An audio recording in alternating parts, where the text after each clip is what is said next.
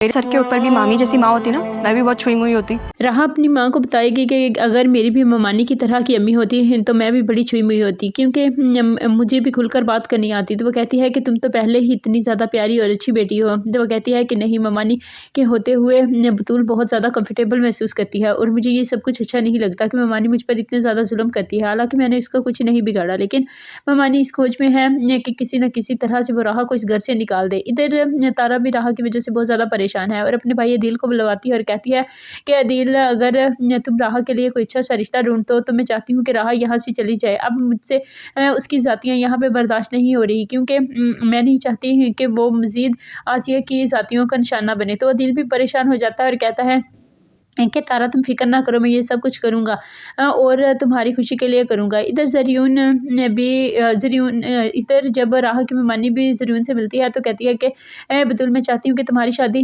ज़रियून से ही हो, क्योंकि मैं ये नहीं चाहती कि वो राहा को पसंद करे और राहा से शादी कर ले और तुम्हारी चीज़ों पर राहा का कोई हक़ नहीं है। तो वो कहती है कि मामा, आप छोड़ दें हमें हमारे हाल पर। राहा मेरी बहन है और मैं उसे अपनी बहनों से बढ़कर चाहती हूँ। वो मेरी अच्छी दोस्त भी है।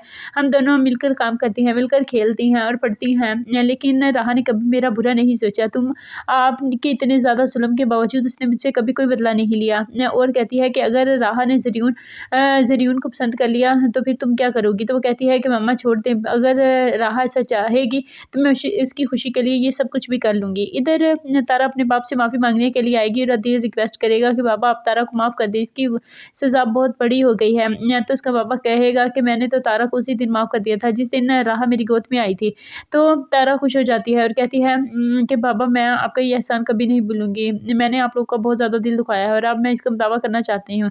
तो इसका बाप कहेगा कि इसका दावा नहीं हो सकता, क्योंकि तुम्हारी वजह से तुम्हारी माँ मर गई और अब इसका दावा कैसे हो सकता है, और मुझसे मेरी बीवी छीन ली तुमने। इधर राहा की ममानी राहा के पीछे पड़ी है और किसी न किसी तरह से वो राहा को इस घर से निकलवाना चाहती है और यही सोच रही है कि किसी न किसी तरह से वो राहा को इस घर से निकाल दे, कहीं राहा जायदाद में हिस्सेदार ना हो जाए। उसे क्या मालूम कि राहा तारा की बेटी है और वो तो तारा को ज़ैनबी की बहन समझती है, लेकिन कभी-कभी उसे इस बात का अंदाज़ा होता है कि तारा राहा भी की ज़ैनबी की बहन नहीं लगती।